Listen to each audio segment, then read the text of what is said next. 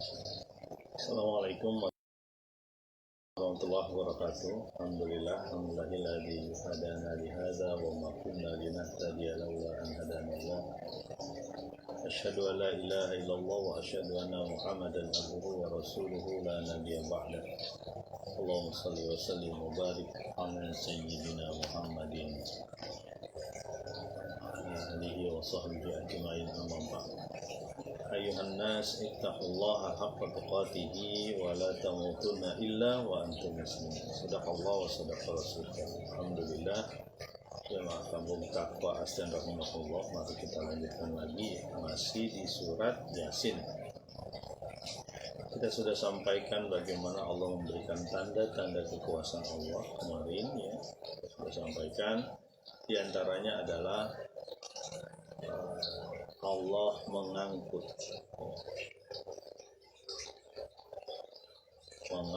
manusia, anak cucu, keturunan, ya, saudara-saudara, masyarakat dalam satu bahtera atau kapal yang berjalan berdasarkan hukum-hukum Allah. Ada aliran air, ada lautan yang mudah dilayari dengan kondisi yang begitu berat, yang penuh, mudah dilayari sehingga bisa memindahkan manusia dari satu pulau ke pulau lain, atau dari satu sungai ke sungai lain. Dan Allah juga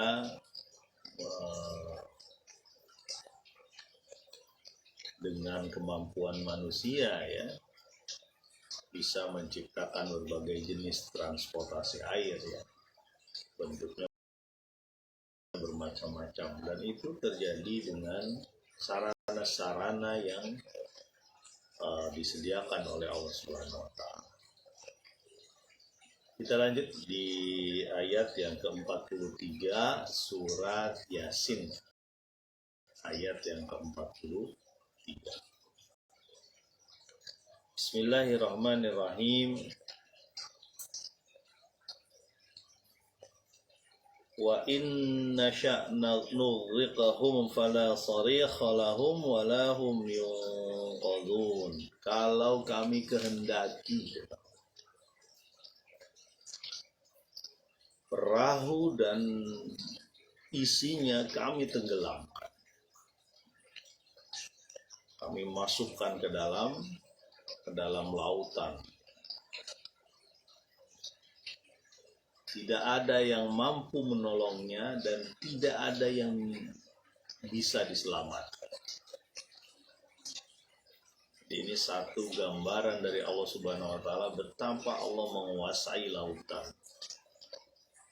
Bisa saja Allah tenggelamkan mereka, dan banyak kejadian. Orang yang berada di tengah laut itu merasakan betul kekuatan laut tersebut. Ketidakberdayaan dirinya ketika laut itu marah misalnya. Ya, ini bahasa kita marah. Dan marah dan tidak sifat makhluk, Allah yang tahu. Jadi ketika dia berjalan, ya, mungkin angin sepoi-sepoi, para penumpang melihat di geladak, ya, melihat kanan kiri, mulai berjalan dari satu pulau, ya, menuju pulau lain, dari satu benua mungkin menuju benua lain, di kanan kirinya mungkin ada pulau-pulau yang dilewati, angin berhembus, ya. Pikiran waktu itu adalah bagaimana bisa selamat sampai tujuan dan tidak tenggelam. Orang yang pernah berada di kapal itu merasakan bahwa di sanalah ada pengaruh yang luar biasa untuk bisa menyelamatkan.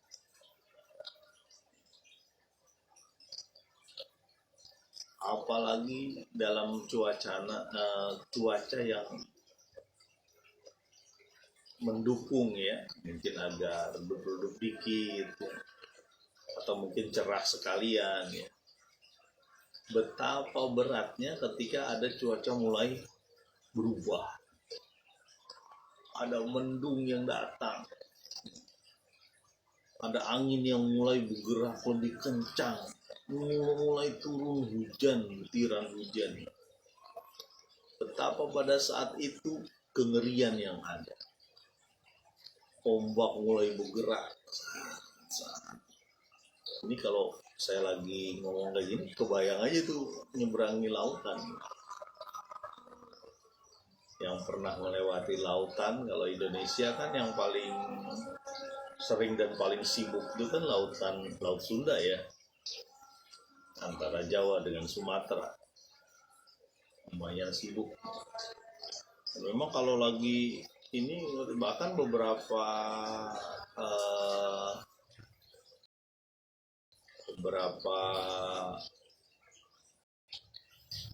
perjalanan dibatalkan kalau ombaknya mulai tinggi. Allah menyebutkan di ayat ini bahwa bisa saja Allah tenggelamkan, nggak ada yang bisa menolong, nggak ada yang bisa terselamatkan. Ya. Jadi betapa Allah punya kekuatan. Dan mestinya orang-orang yang hatinya hidup ini merasakan bahwa disitulah ada peran Allah Subhanahu Wa Taala. Dalam perjalanan yang demikian ada peran Allah. Bisa saja Allah hancurkan.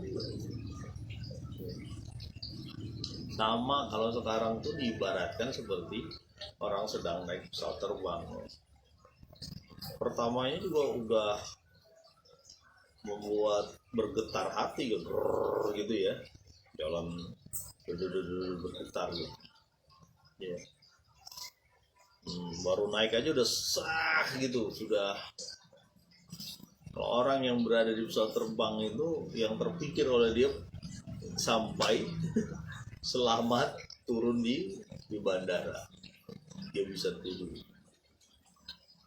Ketika di udara itu memang nggak bisa apa-apa, bisa saja gitu dihancurkan dengan satu masalah sedikit aja bisa rusak. Jadi di sini disampaikan di surat Yasin bahwa bisa saja Allah menenggelamkan seluruh penumpang, tidak ada yang bisa menolong dia, tidak ada yang bisa menyelamatkan dia, tak ada penolong. Walaupun beberapa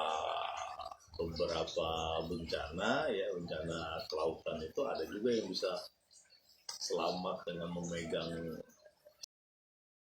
sisa-sisa kayu-kayunya ataupun barang-barang.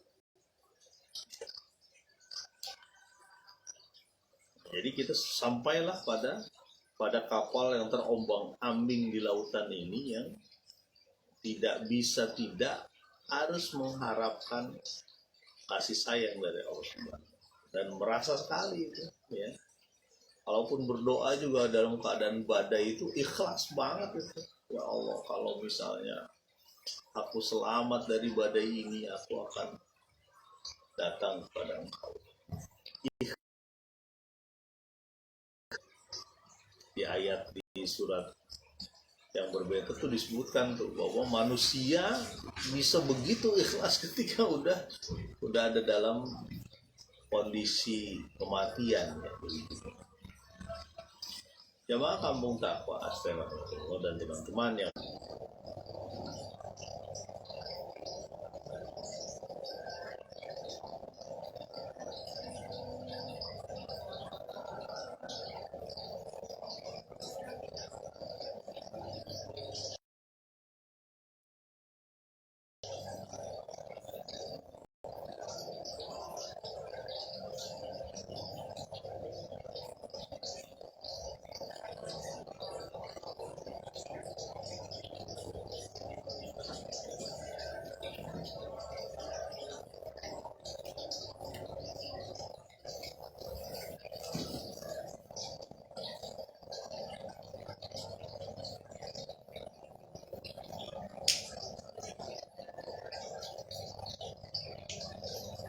mohon maaf.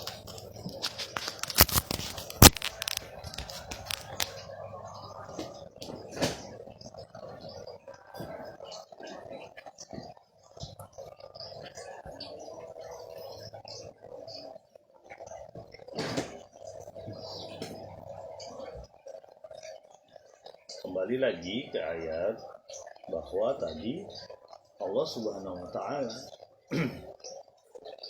bisa saja menenggelamkan orang yang sedang berlayar. Ayat selanjutnya di ayat yang ke-44, illa rahmatan minna wa mata'an ila hin, kecuali dengan rahmat dari kami hingga mereka merasakan kesenangan pada saat waktu yang dekat. Hanya Allah yang bisa menyelamatkan dengan rahmat Allah. Bisa menyelamatkan penumpang kapal tersebut ya, dengan rahmat Allah bisa sampai ke tujuan, sampai ke tujuannya dan melakukan aktivitas hingga hari yang ditentukan, dan mereka mendapatkan mendapatkan kesenangan hingga ajal mereka ya, dengan rahmat Allah dia bisa sampai ke tempatnya tuh. Orang yang pernah merasakan naik pesawat, naik kapal laut, naik kapal layar sekalipun, naik getek, kapal pelotok ya. Kapal pelotok tuh apa ya, kapal yang bunyi krotok-krotok gitu ya. Dia pakai diesel, ditaruh di belakang itu ada baling-baling yang digerakkan oleh diesel. Ini sama merasakan itu. Saya masih ingat dulu ada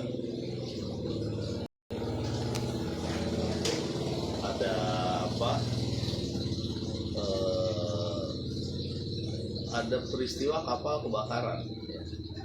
Ingat mungkin teman-teman nih di daerah Laut Jawa, saya lupa di tempat yang di Jakarta, atau bukan di daerah Karimun Jawa, arah Karimun Jawa ya.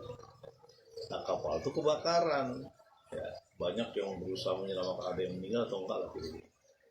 Nah kapal kebakaran ini ya pokoknya akhirnya udah kosong kan, dan dia mengapung-apung gitu. Nah kemudian ada KNKT kalau nggak salah ya, Komite Nasional Keselamatan Transportasi kalau nggak salah, beberapa tahun yang lalu, bersama beberapa wartawan datang ke situ untuk melihat langsung apa sih kira-kira, memulai penyelidikan lah ya. Di kapal yang udah kebakar udah terapung-apung ya. Nah mungkin teman-teman masih ingat nih cerita ini. Kemudian mereka pada naik tuh, mendekati pada itu, terus pada naik tuh ya, ada orang KNKT. Ketika lagi jalan kanan kiri melihat kapal yang terbakar, ada yang ke atas, ada yang ke bawah, dak macam-macam ya. Kapal itu tenggelam. Kapal itu masuk air, mungkin rusak ya, ada yang tenggelam. Wow, berebutan mereka untuk menyelamatkan diri. Mati berapa orang tuh, meninggal. Ya. Ada satu hal yang dilupakan ketika itu, bahwa walaupun untuk penyelidikan, ya, untuk memoto dan sebagainya, wartawan dan sebagainya, jangan lupa memakai pelampung, karena kapal ini kapal rusak karena sudah kebakar. Ya. Karena sudah kebakar, mereka ada yang tidak pakai pelampung, ya tenggelam, selesai. Ya, kita lihatnya sedih juga itu kondisi mereka, karena ada satu hal yang mereka lupakan, mungkin ajal juga ya, sampai ajal tenggelam, masya Allah.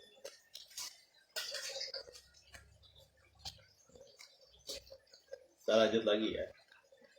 Bisa terjadi sampai ya di mana, di di tujuan itu karena rahmat, illa rahmatan minna, kecuali karena rahmat dari Allah Subhanahu wa taala, dari kami, dari Allah Subhanahu wa taala. Sampailah dia di tujuan. Ya. Sebenarnya orang-orang yang diajak bicara oleh Al-Quran pada saat itu, ya mungkin orang-orang Quraisy pada saat itu kan disampaikan gambaran ada orang yang datang, ada yang datang penyeru kepada Allah, para nabi, ya, sudah ada tanda-tanda kekuasaan Allah, kemudian diseru oleh nabi, lalu mereka berusaha menghalangi para nabi. Disampaikan juga bagaimana tanda-tanda kekuasaan Allah itu ada di bumi, sampai di langit, di bulan, di bintang, di peredaran malam siang. Kemudian diingat juga bagaimana sehari-hari mungkin mereka menghadapi sebagian para pedagang yang berlayar kemana, ya. Diingatkan bahwa ada rahmat Allah sih. Ya. Allah lah yang membuatnya bisa selamat. Ayat selanjutnya, ayat yang ke-45. Wa idza qila lahum ittaqu ma baina aydikum wa ma khalfakum la'allakum turhamun. Dan ketika dikatakan kepada mereka, ya, takutlah engkau terhadap apa yang ada di dalam dirimu atau di sekelilingmu dan yang akan datang. Ya, wa ma khalfakum la'allakum turhamun, supaya kamu mendapat rahmat. Nah, Allah Subhanahu wa taala, ya, memberikan banyak ayat-ayat Allah disampaikan secara kauniyah, ya. Ada yang tadi saya sampaikan, ayat-ayat kauniyah, ya, ayat-ayat yang ada di alam ini, ya. Ya. Banyak mereka ini yang tidak melihat tanda-tanda kekuasaan Allah, enggak melihat. Kalaupun melihat, mereka tidak berusaha menyadari betapa ini kita dalam aturan Allah Subhanahu wa taala. Mereka enggak sadar. Hanya disebutkan lahum a'yunun la yubsiruna biha, punya mata enggak bisa ngelihat, walahum adzanun la yasma'una biha, punya telinga, dia mendengar suara setiap hari, ya. Dia melihat ada cahaya, ada bulan, ada matahari, ada siang, ya, yang ditinggalkan oleh malam, ditanggalkan oleh malam, ada malam yang ditanggalkan oleh siang, ya, dia lihat itu. Dia punya pendengaran, setiap hari mungkin dia dengarkan ada orang berbicara, ada suara angin, mungkin ada suara air, ya. Suara burung yang demikian, bahkan suara jangkrik di malam hari. Ada keteraturan yang Allah berikan di kehidupan kita, tapi mereka tidak dengar. Dia punya hati, tapi tidak dipakai untuk memahami. Itu ada di depan mata kita. Inilah orang-orang yang salah satunya disebutkan Allah, takutlah engkau kepada siksa yang ada di sekeliling engkau. Kok siksa ada di sekeliling engkau sih Pak? Gimana maksudnya? Ya, bisa saja ada bencana datang, ya, sekeliling kita, di air, di darat, ya. Bisa kan? Dan orang-orang Quraisy pada saat itu menyaksikan bangsa-bangsa yang dihancurkan oleh Allah. Ya kan, dia kan liila fi Quraisy ila fihim rihlatas sita'i was-sayf. Orang-orang Quraisy itu biasa berdagang waktu musim dingin, waktu musim panas. Ada yang ke Yaman, ke arah timur dan selatan, ada yang ke arah Syam, ke arah utara, Palestina, Suriah, dan sebagainya. Dia melihat itu. Ke arah Yaman tuh ada perkampungan yang sudah dihancurkan, tinggal bentuk-bentuknya saja, gitu. Ya, dia lihat tuh. Jadi kalau kita di Indonesia ada juga lah bangunan-bangunan tuh yang sudah nggak ada lagi kerajaannya di situ. sudah tinggal apa sih namanya arkeolog bangunan-bangunan arkeologi aja ya, udah nggak ada lagi sih. Mestinya kita bisa ngebayangkan ya, kalau kita kalau saya sih kurang begitu ini ya, karena contohnya salah satu bangunan di Indonesia itu bangunan yang bersejarah lah gitu ya, itu ditemukan ya waktu zaman Belanda dulu, penjajahan Belanda, ditemukan terkubur di tanah yang demikian tebal ya. Kayaknya itu dari letusan gunung berapi itu, lalu numpuk ya, lalu mungkin orang juga berpikir nih kok ada kayak bukit, cuma kayaknya teratur begini gitu ya, ternyata bangunan isinya setelah digali-gali ya, kan sudah nggak ada lagi kerajaannya itu di situ, udah nggak ada lagi orang-orang ya. Makanya ini disebutkan ini ya. Kalau diperingatkan, siapa yang peringatkan itu? Nabi yang pada datang ya.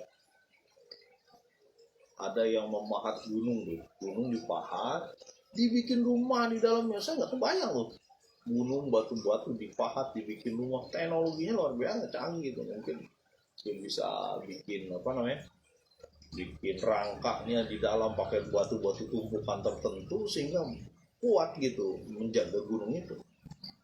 Kalau di Bogor itu ada tambang emas ya, daerah Pongkor, dan ada juga burandil-burandil itu ya, mencari emas secara liar ya, bukan resmi negara tuh. Pernah diobrolin tuh, memang mengerikan masuk ke dalam itu, ke dalam lubang-lubang yang mereka buat untuk mencari emas itu, turun ke bawah gitu ya, terus masuk lagi ke sana ke sini. Kadang-kadang cuma lubang pertamanya itu cuma sebesar orang aja segini gitu. Kebetulan ada murid tuh yang pernah di dalam itu, mungkin bisa berapa hari nggak tahu lah. Makanya wajar ada orang yang meninggal di situ kelelep lah, karena banyak airnya juga kan, karena hujan. Ada juga gugur di situ, guguran, karena mereka kan sebagian juga pakai peledak juga itu. Itu kita bisa ngebayangin tuh, kalau misalnya bagaimana Allah menghancurkan orang-orang yang punya kekuatan memahat gunung untuk rumah.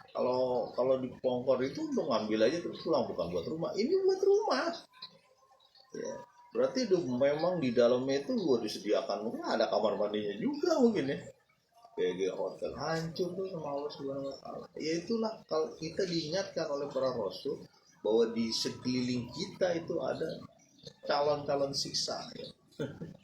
Calon-calon siksa apa ya nyebutnya, potensi untuk menyiksa kita gitu. Dan bisa saja di selanjutnya, di tempat selanjutnya, apa tempat selanjutnya akan datang siksa yang akan datang, baik siksa yang menjelang kematian ataupun siksa yang dibiarkan panjang, tersiksa terus. Firaun ditenggelamkan di air, ya udah, kaumnya Nabi Nuh juga ditenggelamkan di air. Ada juga yang cuma di satu teriakan saja ya, disebutkan ya, so'ikoh saja, satu teriakan selesai, satu suara selesai semua, nggak perlu diturunkan apa disebutkan di Yasinnya kemarin, nggak perlu diturunkan tentara-tentara dari langit untuk orang-orang ini, satu teriakan aja selesai semua, bergelimpangan. Itu azab yang mungkin ada yang akan datang. Siapa yang peringati itu? Ya Allah juga mengirimkan utusan-utusan, itu para rasul. Makanya sambut para rasul. Ada rasul-rasul yang datang, sambut gitu, bukan malah disambit, ditimpukin ya, diusir ya, kalau perlu dirajam ya, dibunuh lah ya. Jadi ketika Allah memberikan tanda-tanda kekuasaan Allah itu kepada orang-orang yang tidak melihat, juga dikirimkan para nabi, diingatkan loh, ini ada tanda-tanda kekuasaan Allah, bahwa Allah akan menghidupkan kita kembali ya. Coba lihat keteraturan alam ini yang demikian luar biasa ya, ada bulan bintang dan sebagainya ya. Termasuk apa yang kamu makan. Yang kita makan ini adalah tanda kekuasaan Allah. Bagaimana dari air yang sama, rasanya berbeda-beda, warnanya indah, kandungan gizinya pun satu buah dengan lainnya berbeda. Bahkan di satu pohon yang sama bisa beda. Contohnya ada rambutan asam, rambutan manis, ya kan? Itu asam, itu manis. Pesan baru. Ya, kayak gitu. Supaya di sini disebutkan mendapat rahmat. La'allakum turhamun. Ya. Supaya kalian mendapat rahmat. Diingatkan, takutlah engkau terhadap azab. Makanya kata Nabi SAW, ya, ketika mengumpulkan kaum Quraisy di satu bukit di Mekah, ya, katanya, wahai Quraisy, kalau aku bilang di belakang ada pasukan untuk menghancurkan kaum Mekah, Quraisy, Mekah dan sebagainya, kata Nabi SAW, kamu percaya? Percaya. Ya. Setelah itu baru Nabi menyatakan, wahai kaum Quraisy, takutlah engkau kepada Allah, akan siksa, akan neraka ya. Aku adalah Rasulullah. Takutlah engkau. Aku Rasulullah, aku peringati engkau terhadap siksaan dari Allah. Ikutlah perintah Allah. La ilaha illallah. Kira-kira begitulah ini bahasa saya aja. Redaksi hadisnya nggak begitu. Kita lalu mereka berkata, apakah karena ingin kau mengumpulkan kami? Bubar mereka. Jadi Rasulullah juga mengingatkan takut kepada Allah. Begitupun nabi-nabi seperti Nabi Sulaiman ketika memperingati Bilqis, masuklah engkau dalam Islam, engkau akan selamat. Takutlah engkau kepada Allah, bukan takut kepada makhluk Allah.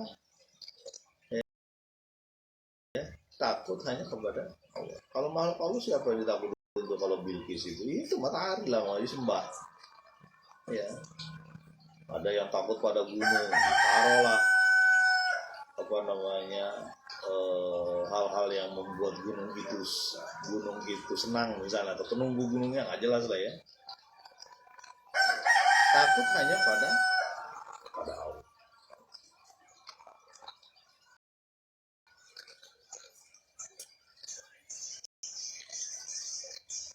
Wama ayat selanjutnya. Wama ta'tihim min ayatin min rabbihim min ayati rabbihim min ayati rabbihim illa kanu anha mu'ridin. Dan tidaklah datang ayat-ayat, tanda-tanda dari tanda-tanda kekuasaan Allah, dari tanda-tanda min rabbihim, ya, illa kanu anha mu'ridin, kecuali mereka berpaling, nggak mau tahu, sabodo teing. Ya. Ketika datang tanda-tanda kekuasaan Allah, baik tanda kauniyah itu perkataan berupa wahyu, ataupun beberapa nabi yang punya mukjizat ada, ya. Tanda-tanda kekuasaan Allah. Nabi Isa bisa mendatangkan makanan maidah, ya, mendatangkan makanan dari langit, bisa juga menyembuhkan orang sakit, malah disembah. Beberapa nabi luar biasa ya, punya kekuatan yang diberikan Allah. Nabi Sulaiman, Nabi Daud, ya, punya kekuatan dalam menaklukkan besi. Kemudian nabi-nabi lainnya banyak. Ada mukjizat berupa unta, ya, Nabi Soleh. Untanya tolong dijaga, tidak dijaga, bahkan dipotong, disembelih gitu. Jadi datang tanda-tanda kekuasaan Allah. baik tanda mukjizat, baik tanda berupa kata-kata berupa wahyu ya, ayat-ayat Al-Qur'an, ayat-ayat kitab-kitab sebelumnya ya. Itu mereka mu'ridin, mereka berpaling. Mereka tidak mau. Nafsunya sudah menguasai. Memang biasanya begitu ya. Yang nggak mau datang itu biasanya yang nafsunya menguasai dia. Nggak mau datang ini, datang ke majelis taklim, ke masjid, ya, ke musola, ya. Mendekati orang-orang soleh ya. Tombo hati, ya, obat hati. Ada beberapa perkara diantaranya adalah mendekati orang soleh. Ya, ada orang-orang yang nggak mau nih, karena nafsunya menguasai dia. Mereka jadi berpaling. Bahkan kadang-kadang anaknya mengingatkan aja itu bisa berpaling. Anaknya sering ke musola, ke masjid. Ya. Farman kok tahu gitu sih? Iya saya tahu lah orang di musola itu beberapa anak ada yang bapaknya nggak pernah datang ke masjid. Mungkin pernah datang untuk acara tertentu, tapi untuk sholat dan sebagainya belum kelihatan gitu.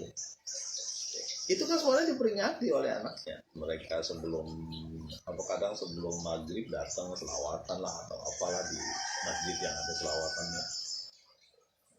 Itu bapaknya juga diem aja, nggak ada ini. Mudah-mudahan kita tidak menjadi orang seperti ini ya, orang-orang yang berpaling ketika ada peringatan. Azan itu kan peringatan ya. Mestinya ketika disebutkan azan itu jadi ingat kita ya, Allah kita itu ada milik engkau, milik Allah. Aku udah dipanggil lagi, ayolah datang lagi. Ada pekerjaan itu saya sebentar lah langsung berangkat. Karena kalau nurutin kerjaannya begitu ya, ada terus. Gimana caranya supaya terus-terusan? Ini belum selesai, ini tanggung aja. Berat ya. Makanya betul lah, agak dipaksa-paksa dikit lagi kita datang untuk menuju Allah, agak dipaksa-paksa dikit. Kalau Hamzah malah dia dipaksa dengan ini ya, Hamzah bin Abdul Muthalib ya, dipaksa dengan hubungan kekeluargaan waktu itu. Ketika Muhammad SAW dihina, dicerca dan sebagainya, ada yang ngadu tuh, ponakan kamu tuh dihina bahkan sama saudara-saudara kamu. Naik dia ininya, pernah rasa kekeluargaannya dia naik, bilang pukul aja orangnya tuh, Lahab atau Abu Jahal gitu. Aku tuh sudah masuk, udah ikutin Muhammad, dihina dan sebagainya. Setelah itu Hamzah kan orang-orang bubar kan ya waktu itu ya, ngeri lah sama Hamzah atau Abu Jahal atau Lahab dipukul sampai yang itu berdarah ya. Ketika menghina Nabi waktu itu. Ya. Setelah itu kan Hamzah kan berarti udah keluar dari agama nenek moyangku, lalu Allah menurunkan ketenangan kepada dia. Jadi memang ada berbagai cara ya orang untuk menuju hidayah. Salah satunya dengan hubungan kekeluargaan. Mudah-mudahanlah kita ketika ada tanda-tanda yang Allah berikan, ya, kita menjadi lebih dekat kepada Allah dan berusaha untuk segera gitu. Usia namanya mata anilahin, ada kesenangan sampai waktu yang ditentukan. Kita nggak tahu waktu yang ditentukan untuk kapan gitu. Ada yang berakhir di Sumur Badar yang meninggal orang-orang Quraisy itu ya. Ya, ada juga yang di Uhud, ada juga di yang beberapa perang lainnya. Ya. Kalau di Quraisy ada juga yang memang ditenggelamkan, ada yang ditutup mungkin, ya dimasukin dengan awan panas dan sebagainya, kita nggak tahu. Mudah-mudahan bermanfaat. Subhanakallahumma wa bihamdika asyhadu an la ilaha illa anta astaghfiruka wa atubu ilaik. Assalamualaikum warahmatullahi wabarakatuh.